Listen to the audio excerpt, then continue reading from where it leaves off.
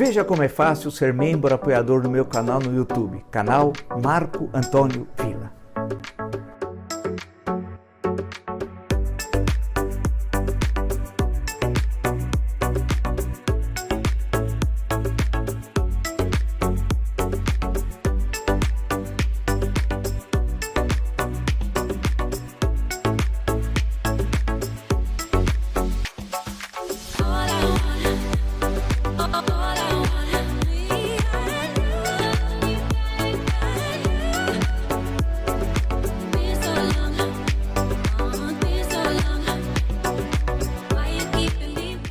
Olá, estamos começando o nosso encontro de hoje. Eu agradeço, estamos chegando a 658 mil inscritos no meu canal. Muito obrigado mesmo, a 130 milhões de visualizações.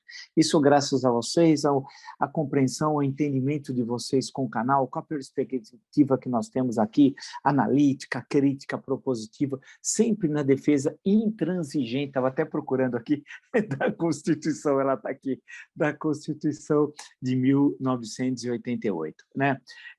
E se você gosta do canal, do conteúdo, das lives, das entrevistas, do plantão, tudo que nós fazemos aqui, indique o canal a uma amiga, um amigo. Canal do YouTube, Marco Antônio Villa, diga para ativar as notificações, coloque like no que vocês gostaram e utilize como vocês muito bem fazem a página dos comentários, e é muito importante a página dos comentários, sabe? Vocês escreverem, opinarem, sugerirem, eu sempre dou uma diagonal, né, para ver o que tem, o que vocês estão falando. Então, é muito importante vocês aproveitarem a página dos comentários e colocar a opinião de vocês, debaterem no nível que vocês fazem, que aqui não tem nazifascista, bolsonarista, malucos, mas pessoas que querem pensar, refletir sobre o Brasil e apontar caminhos para nós sairmos dessa situação. Nós vamos sair, evidentemente, como de outras vezes, mas apontar quais são os caminhos e debater de alto nível, como vocês muito bem fazem. Além de estar inscrito no canal, uma coisa importante é ser apoiador, membro apoiador do canal, né? O membro apoiador do canal é aquele e você tem duas opções, você escolhe duas opções para apoiar o canal e dessa forma você vai estar dando força ao jornalismo independente, de qualidade, plural, republicano, democrático e, não é exagero, num ano tão complexo, tão difícil como esse de 2022.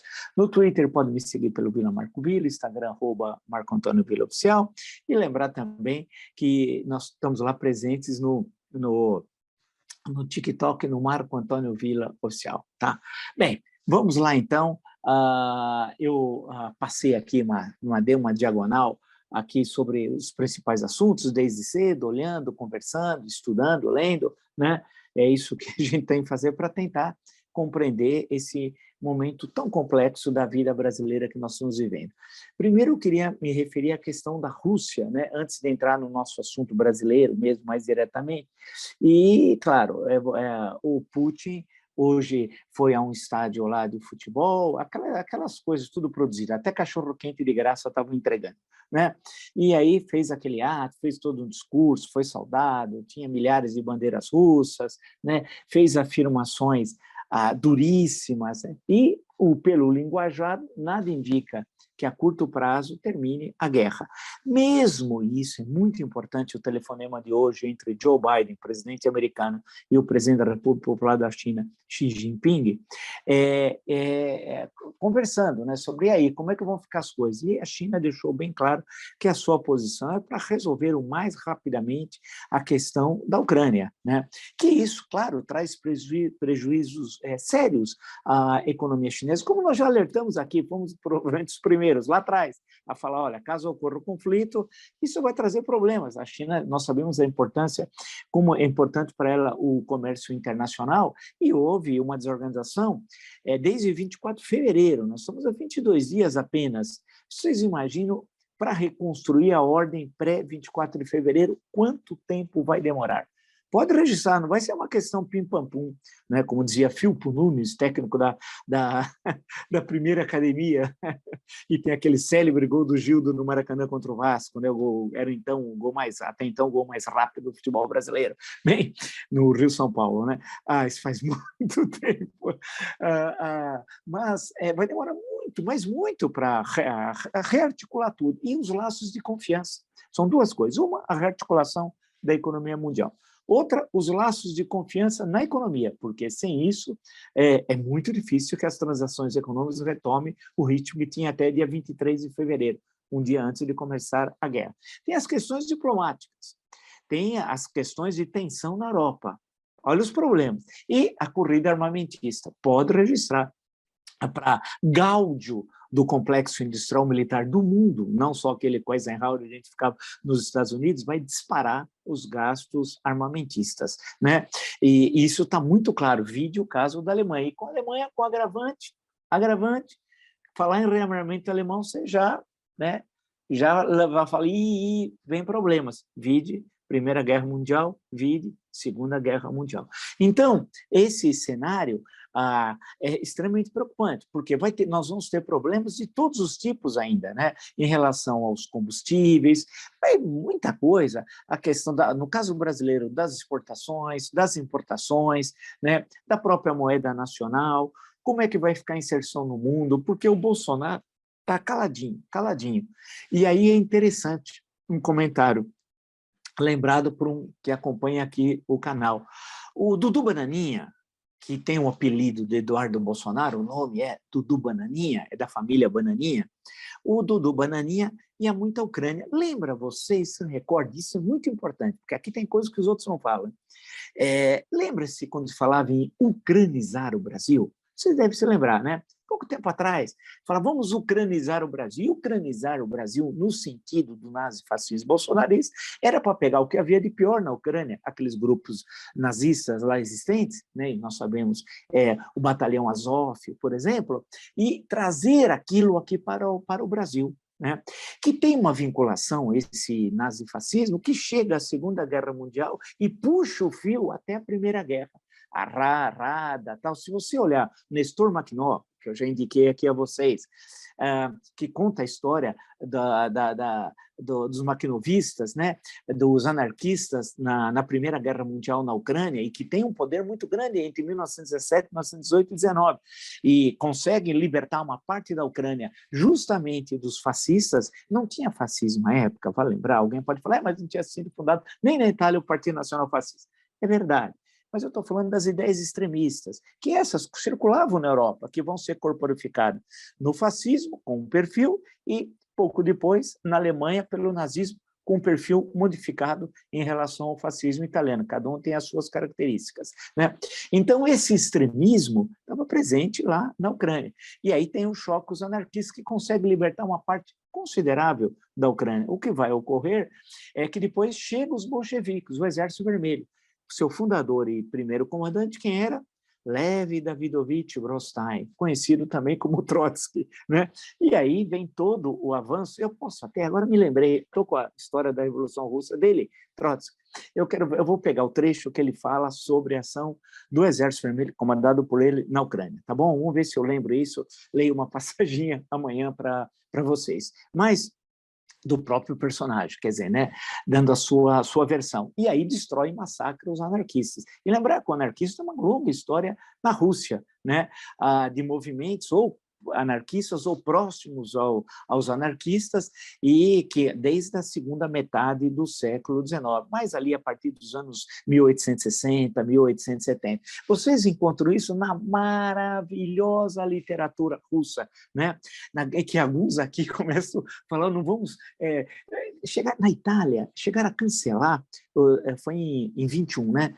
Mas por causa da pandemia passaram para 22, os 200 anos do Dostoiévski. Cancelar um seminário, olha que absurdo, teve ciclos de cinema cancelados, não tem nada a ver uma coisa com a outra. Putin não é a Rússia, seria a mesma coisa alguém cancelar algo sobre a cultura brasileira. Bolsonaro não é o Brasil.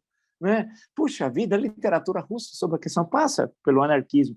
Vocês encontram vários desses personagens nos clássicos ali, a partir de 1870, né? E também os nihilistas, né? Eu me lembrei agora, que é tudo aqui no improviso, do Pais e Filhos, do Turgenev, né? Você tem um personagem central que é um niilista clássico ali da Rússia daquele período, né? Mas a literatura é rica, não há literatura, melhor literatura do mundo, ou menos do mundo ocidental, entre 1870, mais ou menos, até início do século XX. A literatura russa é fantástica. E depois a literatura soviética, aí já numa outra situação, sobre muitos controles do Estado, mesmo assim tem grandes autores. Shalamov, por exemplo, é leitura, Contos de Colimar, 6 volumes, tem aqui, indispensável leitura. São contos, alguns de 2, 3 páginas, outros um pouco maiores. Ele ficou 20 anos preso em campo de trabalhos forçados. Obra-prima, obra-prima, obra-prima. Você vai falar, meu Deus, que... E o Vida e Destino, né, do Vasily Grossman, né, que é uma espécie de Guerra e Paz do século XX, né, em relação ao clássico do Guerra e Paz do Tolstói, que justamente que tem como foco ali a invasão napoleônica, né? Bem, isso, mas é que eu ia falar da Rússia, eu falar da Rússia que não sai hoje daqui, porque eu gosto muito, tenho profunda admiração pela cultura russa, pelo cinema russo, pelo romance, pela poesia, né? E conheço e vivo aquela tragédia, né? Que é duro você ter o czarismo, depois passa pelo stalinismo, agora, quando parecia que teria um ar democrático, naquele momento dos anos 90, aí vem aquela tragédia e tal. Então, não vamos misturar as duas coisas, né? Começar a vir com essa russofobia. E o Putin está aproveitando, claro, para navegar agora naquele nacionalismo mais reacionário, junto com a Igreja Ortodoxa, cristã ortodoxa, né? E com aliança com setores ultraconservadores. E aí tem uma análise hoje, falando nisso, muito boa. Sabe o que foi, acho que a melhor coisa que eu li hoje? Tanta coisa que a gente vai ler. Quando eu peguei, eu falei, pô, isso aqui está muito bom. Já foi entrevistado no nosso canal o Rodrigo Zeidan, que está lá na China, o artigo dele na Folha de São Paulo, viu? Dá uma olhada, saiu há pouco tempo, no período da tarde, né? Chama Rússia vai ter inveja do Brasil? Interrogação, como diria Roberto Avalone. País comandado por Vladimir Putin vive um desastre com depressão econômica e hiperinflação. A análise dele e os dados que ele apresenta são terríveis, é inacreditável como o PIB nos anos 90, a retração seguida, 6 anos seguidos. Vocês imaginam que é ter retração 6 anos seguidos? 91 a 96. E em 2 desses anos, 92 e 94, a retração no ano foi 14,5 e no outro ano foi 12,6. Mas não pense que é só lá na Ucrânia também, na mesma década. É incrível, os dados sempre de crescimento negativo. É uma coisa assim assustadora. Entre 91 a 99, todos os anos teve crescimento negativo. Se não houve errado. E alguns de menos 8,4, menos 9,7, menos 14,2, menos 22,9, menos 12,2, menos 10, menos 3, menos 1,9, menos 0,2. Inacreditável, né? A inflação chegou a alcançar em 1992 3.000%. 3.000%, né? E depois, em 95, caiu, como ele fala, o professor Zeidan, entre aspas, para 400%.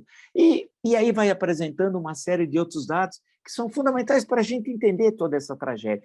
E lembrar que a Rússia é uma potência decadente, 140 milhões de habitantes, crescimento quase que negativo da população, economicamente um PIB muito pequeno e ainda é uma potência militar, mas por quê? Herdeira da União Soviética. E a estrutura que tem lá que funciona é herdeira da União Soviética. No campo da física, da matemática, da ciência e tecnologia, o que ainda tem de educação, etc., etc., etc., tudo aquilo montado durante o período da União das Repúblicas Socialistas Soviéticas, né? Tudo aqui no Brasil chegava, inclusive, grande parte dessa literatura na parte técnica, né? Tinha uma livraria em São Paulo, os que mais velhos devem e que conhecem o centro de São Paulo, era na Rua 24 de Maio, uma galeria, uma livraria chamada Tecnocientífica. Lá tinha toda essa parte da parte técnica publicada pela Progresso e uma outra coisa na área de história. Eu tenho até aqui, até hoje, alguns desses livros de história. Tem um excelente sobre correspondentes de guerra, Moscou e Stalingrado, 1941, 1942, e tem um aqui sobre a rendição da Alemanha, um livraço, esse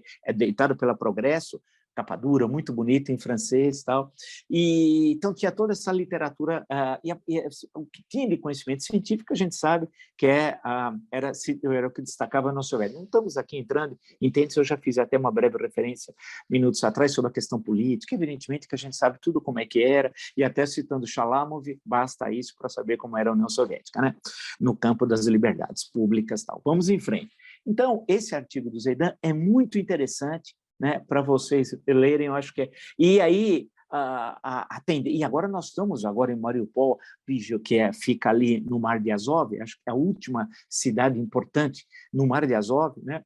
E porque está fechando o cerco depois também no Mar Negro. Odessa ainda está sob controle do governo da Ucrânia, que é aquele porto célebre, célebre para tudo, até para literatura, para o cinema, né? Todo mundo sabe das cenas das escadarias de Odessa, do encoraçado Potemkin, e que tem influência, a rebelião dos marinheiros, depois tem uma influência com o que vai acontecer na rebelião dos marinheiros do Brasil em 1910, o célebre João Cândido, o Almirante Negro, da música do Aldir Blanc e do João Bosco, né? Acho que muitos devem se lembrar. Não, esse Caía Tarde é outro. Esse é referência a tortura, a repressão no Brasil e aquele momento já de 1978, 79, quando nós estamos passando para a transição democrática. A referência ao almirante negro, que a censura brasileira não queria colocar, proibiu chamar de almirante, né, na música. E aí ele coloca feiticeiro, né? E aí conta toda a história, né? E foi imortalizada a música, claro, pela Elis Regina, e até a célebre interpretação, e ali e os versos do Aldir Blanc, que foi um grande, faleceu agora, inclusive de Covid, e o país nem prestou atenção também. Bem, é tanta coisa aqui, vamos voltar ao nosso tema, porque afinal é sempre coisa que aparece aqui, né? De coisas importantes, né?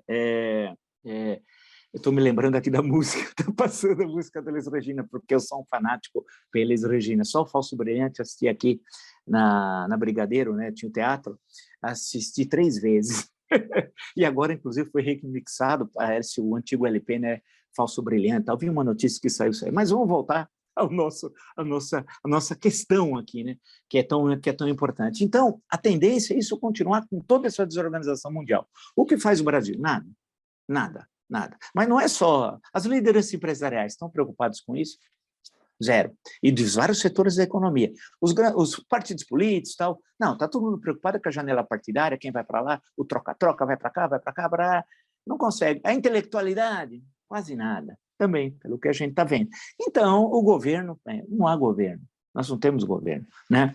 E o Bolsonaro, na verdade, tem de se aproximar cada vez mais, e aí por razões, eu vou entrar nessa questão, por razões eleitorais, do Putin.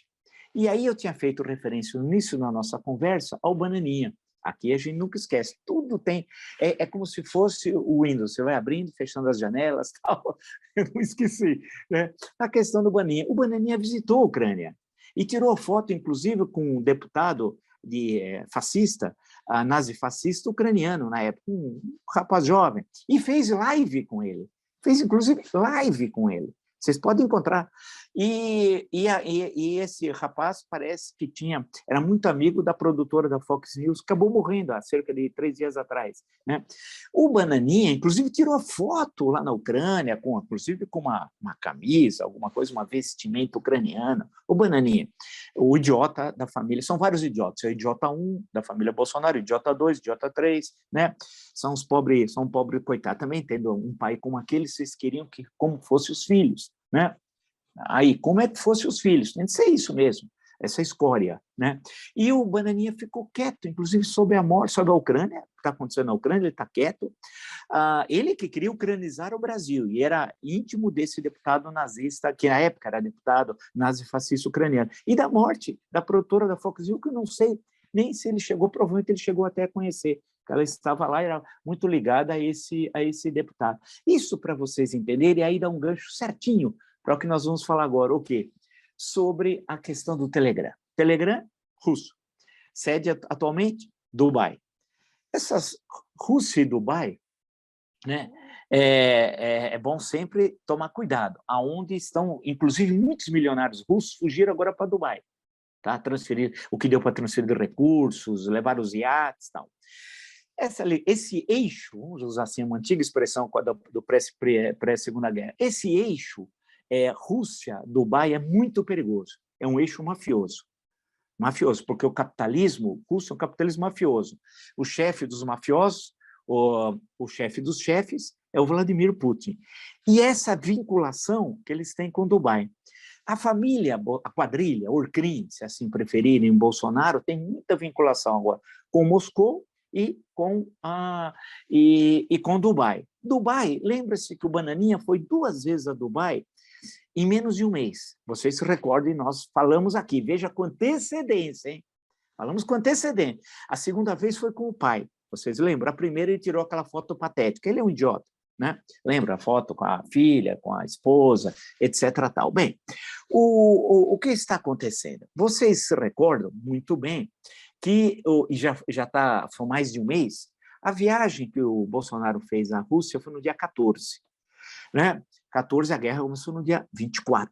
Vocês se recordam muito bem que no dia 11, Carlos Bolsonaro tinha recebido aquele, entre aspas, convite, que era falso, que era um pretexto para enganar a Câmara dos Vereadores do Rio de Janeiro, da qual ele é vereador, né, para que justificasse a viagem dele à Rússia na comitiva oficial do presidente do Brasil.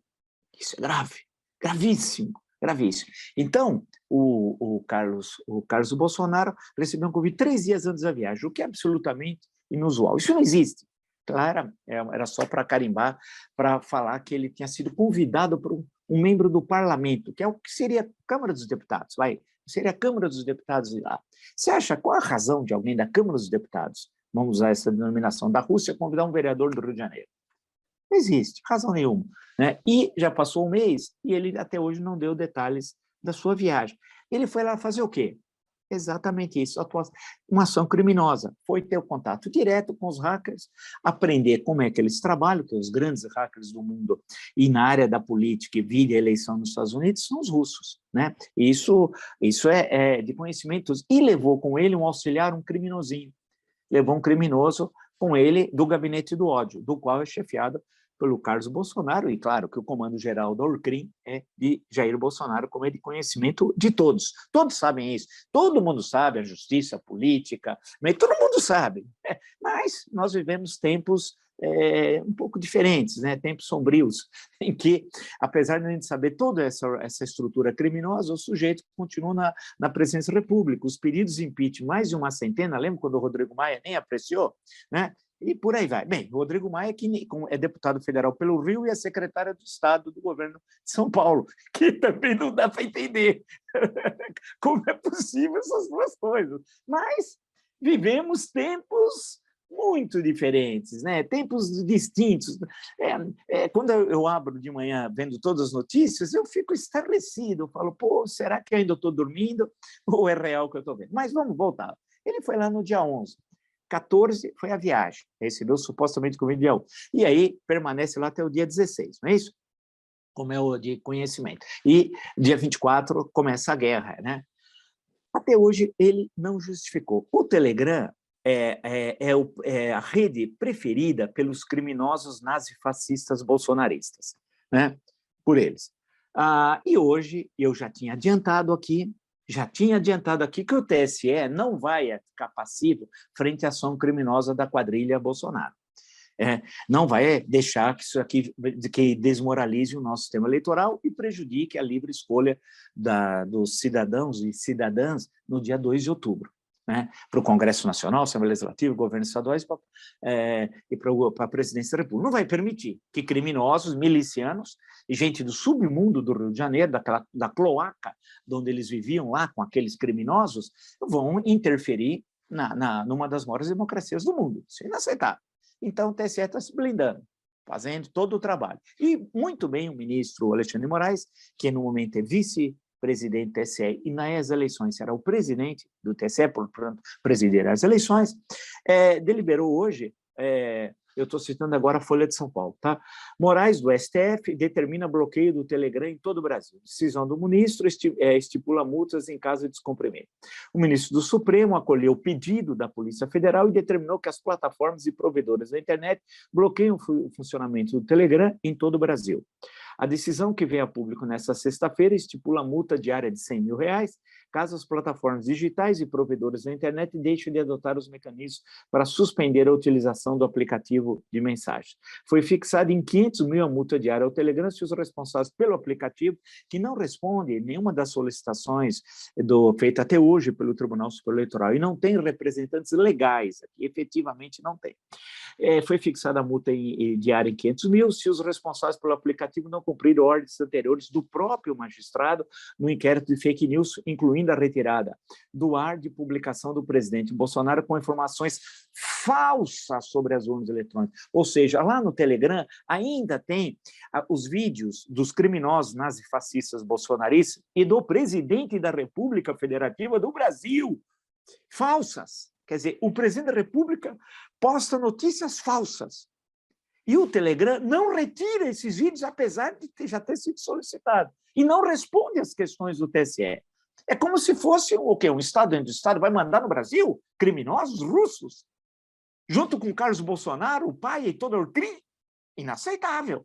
Querer o quê? Criar um clima de guerra civil, impedir que nós possamos escolher livremente quem vai governar o Brasil, os estados, quem vai estar nas Assembleias Legislativas, no Congresso Nacional, onde já se viu.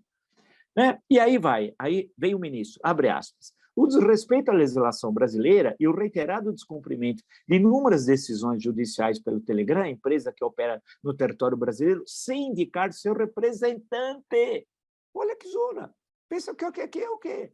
Inclusive, emanadas do Supremo Tribunal Federal, é circunstância completamente incompatível com a ordem constitucional vigente, além de contrariar expressamente dispositivo legal. Perfeito, perfeito. Nem vou ler o resto. O que o ministro falou aqui resume, sintetiza bem a ação criminosa da quadrilha Bolsonaro. Sim, e agora eles vão começar a fazer o quê? Eu já vou dizer o que eles vão fazer. Eu conheço a quadrilha, né? Você vai estudando tanta história, pô, são mais de, eu comecei a ler sobre história, eu devia ter 10 anos, mais de 50 anos que eu estou lendo história, né? Cada vez mais elaboradas. Claro que quando eu era pequeno eu tinha de ler coisas um pouco mais simples, das coisas que fui lendo ao longo do tempo, evidentemente, né? Agora, a questão que se coloca aqui, que a gente vê, é o seguinte, ele vai responder o Bolsonaro, sabe como? Ameaças golpistas. Vai xingar, e eles já estão começando as redes sociais criminosas a espalhar mentiras sobre o ministro Alexandre de Moraes. É bom lembrar que eles ameaçaram e ameaçam de morte os ministros do Supremo Tribunal Federal, né? Vocês sabem que tem inquérito sobre isso, de morte. E esses quadrilheiros fugiram para os Estados Unidos. Um deles, um foragido, esteve em 2 atos ao lado de autoridades brasileiras. No enterro do pornofilósofo estava o embaixador brasileiro, podia dar ordem de prisão, estava lá o foragido. E num ato religioso em nome de Jesus, Deus no comando, isso, em Orlando, na Flórida, um ato muito religioso, cheio de criminosos. Um dos criminosos foragidos da justiça brasileira estava ao lado do ministro de Estado, que era o tal de Fábio Faria, que nem podia ser ministro, porque é um conflito de interesse. A sua mulher é filha de um concessionário, ninguém é dono de TV nem de rádio, são concessões públicas, e não aconteceu nada.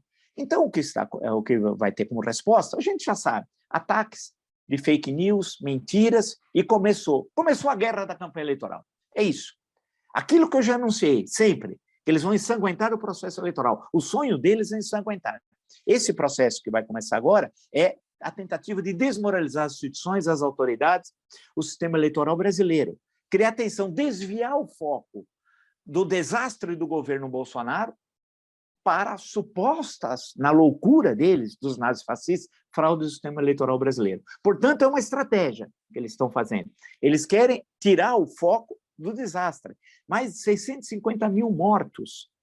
É um negócio assim, na pandemia, um negócio inacreditável, que poderia não ter ocorrido pelos levantamentos dos especialistas, e amanhã temos uma grande entrevista com o doutor Gonzalo Vecina, primeiro presidente da Anvisa, que mostra, inclusive cita uma pesquisa que saiu até na Folha de São Paulo há cerca de 3 dias atrás, que a morte entre aqueles que não tomaram a vacina é cerca de 23 vezes superior aos que tomaram. Os dados da pesquisa são assim, acachapantes que você vê lá, um negócio inacreditável. E quem produziu isso? os nazifascistas, com as mentiras das fake news nas redes sociais, no Telegram, mas passando por rádios e TVs. Lembra que a estrutura, o Gabinete do Ódio produz, rádios e TVs noticiam para dar um ar de veracidade e eles espalham nas redes sociais.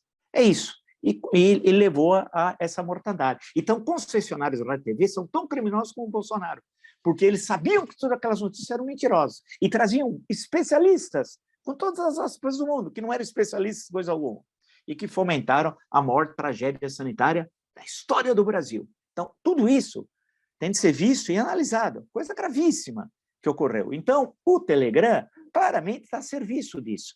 E o que o ministro Alexandre de Moraes está falando é claro, ou seja, chega, acabou, proibiu, pronto. Vamos ver qual é a resposta. Vamos nomear um representante aqui no Brasil? Vamos ver. Vai ter? Segundo, vai continuar agindo de forma criminosa? Vai descumprir decisões judiciais? Pá, tem muita coisa que tem de ser discutido nisso, né? Não é verdade? Tem coisas que são realmente seríssimas. Descumprir decisão judicial? Bem, lembre-se que a 7 de setembro, na Paulista, aqui em São Paulo, lembra o que ele falou? Chamou o ministro Alexandre de Moraes de canalha. E que disse que quer descumprir decisões judiciais. 2 dias depois, chama ele de jurista e professor. Né? Lembra tudo, não vou retomar toda aquela história que vocês sabem. Em suma, essa é a questão central desses dias, vai ser a questão do Telegram, da proibição do Telegram e a reação da quadrilha nazi-fascista bolsonarista. É isso. Se você gostou dessa live, de tantas outras no meu canal, e está entre os 5, 6, já estamos chegando a 658 mil inscritos, muito obrigado, mas muito obrigado mesmo, a mais de 130 milhões de visualizações. Muito obrigado mesmo. E aquela história, essa nossa perspectiva na defesa e na denúncia do nazifascismo e na defesa intransigente da Constituição Cidadã de 88, eles querem a Constituição Talibã e não terão. Nós temos essa, que foi promulgada naquela célebre sessão, que está até no meu livro, o discurso do Dr. Ulisses, meu livro A História em Discurso, 50 discursos que mudaram o Brasil e o mundo. Né? Se você gosta disso, indica o canal um amigo, canal do YouTube, Marco Antônio Villa, diga para ativar as notificações, coloque like no que vocês gostarem e utilize. Vocês muito bem fazem a parte dos comentários. Comente, debate, sugira, discuta, que eu sempre dou uma diagonal no que vocês estão comentando, tá bom? Além disso, de você ser inscrito no canal, você pode ser um apoiador, e para apoiar o canal também é simples, né? Tem 2 formas, e você escolhe a que para você é a melhor. Assim, você estará fortalecendo o jornalismo independente, de qualidade, plural, republicano, democrático, e nós sabemos que como é que vai ser esse ano, e já está começando a ser, né? Ou selos, assim, não soa bem. Além disso, vocês podem me seguir também no Twitter pelo Vila Marco Villa, no Instagram, @Marco Antônio Villa Oficial, no TikTok, Marco Antônio Villa Oficial, e assistam uma entrevista excelente com o professor Gonzalo Vecina, que tem questões extremamente interessantes sobre o fim da pandemia e suas consequências, suas lições. Nos encontramos amanhã. Até!